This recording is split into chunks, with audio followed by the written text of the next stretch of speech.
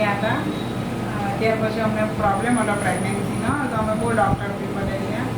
અમે આગળ ટેસ્ટ બી ઘણા કરાવ્યા, બોમ્બે બી કરાવેલું, IUI બી કરાવેલું, તેમાં બી અમે ફેલ ગયેલા, નિષ્ફળતા મળેલી. પછી અમને રૂપલ મેડમનો સંપર્ક મળ્યો.